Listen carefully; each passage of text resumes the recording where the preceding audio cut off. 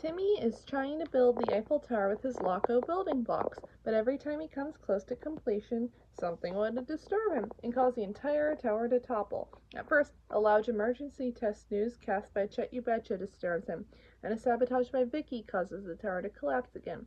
After locking himself in the garage and nearly finishing the tower again, Timmy's dad bursts through the boarded-up doors and causes the tower to collapse yet again.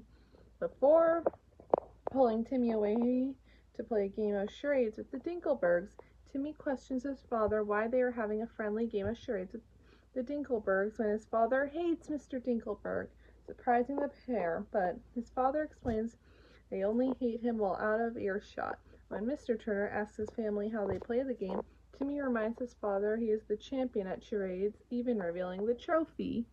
A nervous Mr. Turner asks Timmy does he think that only he invited the Dinkelbergs over because he wants to gloat about his many charade trophies and rub them in Mr. Dinkelberg's face. When his neighbors wonder if that's true, Mr. Turner laughs after Timmy is just being a child's imagination. Mr. Turner explains to his wife and son a few signals to help them to victory, but after playing for a mere 1¼ seconds, Timmy causes them to lose, and Mr. Dinkelberg walks off with an entire wheelbarrow full of Mr. Turner's trophies. Enraged, Mr. Turner sends Timmy to his room. While in his room, Cosmo and Wanda attempt to cheer Timmy up, but soon a three-way shouting match breaks out between them. Fed up with yelling and screaming, Timmy wishes for complete silence before going to bed. Next morning, Timmy's alarm clock goes off, but he does not wake up for another 45 minutes because there is no sound. Timmy wakes up and, after realizing his alarm clock is not broken and being unable to wake up his godparents, he finds out that the wish for no sound continued into the next day. He is pleased with the silence. While Cosmo and Wanda are still asleep, Timmy goes downstairs to put a huge stereo system. He turns it on and inserts a music disc called Now That's What I Call Loud Music into the machine. He then turns the volume all the way up. The stereo then plays the music on the disc, but there is still complete silence. Timmy then accidentally knocks over a series of expensive art pieces in his house, causing his father to scream at him again. But since there is no sound, Timmy stands by unaffected, causing Mr. Turner to attempt screaming louder and louder until he explodes into a pile of clothes. Nervously, Mrs. Turner hands her son his lunchbox without further protest. At Timmy's school, Chester and AJ are attempting to figure out why there's no sound. When Francis sneaks up behind them and gives him a wedgie, unable to hear their screams, Francis pulls their wedgies up harder until Chester and AJ explode into clothes.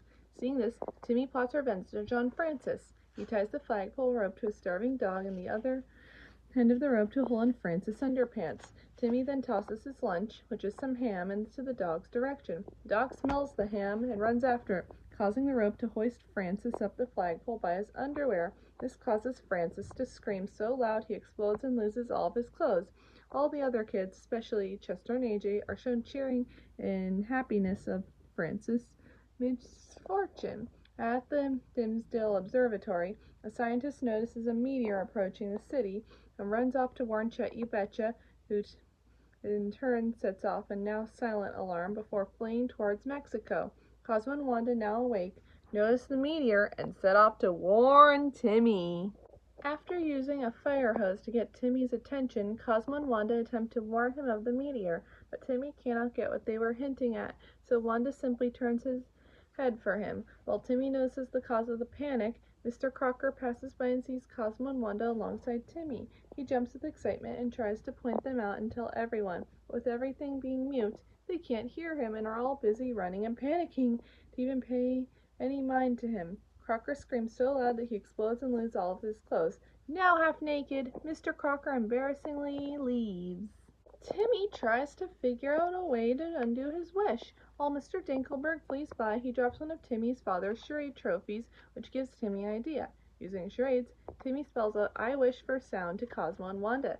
Timmy made 3 of the words except for sound. As Timmy gave him the taco, Cosmo wanted to somehow solve it. The wish is granted, which causes a nasty surprise for Timmy's parents, who were cowering in fear next to the stereo system he turned on earlier. Timmy then wishes for the meteor to be gone moments before it hits the city. With everything back to normal, Timmy returns home, where his dad apologizes for their mistreatment of him earlier over the charades incident. Mr. Dinkelberg comes by to gloat that he had Mr. Turner's trophies melted into a gold toilet seat. Before his stomach grumbles, he remarks that he's going to try it out. Timmy and his mother then jump off the couch before Mr. Turner explodes once again in rage. Later on, while in his room, Timmy manages to finally complete the Loco building block Eiffel Tower. Moments after the completion, though, his father opens the door to tell Timmy that they are playing the Dinkelbergs in red light, green light for the golden toilet seat before slamming the door shut and causing the tower to collapse again. Timmy boils with rage and screams so loud to the top of his house, blows out along with all of his clothes.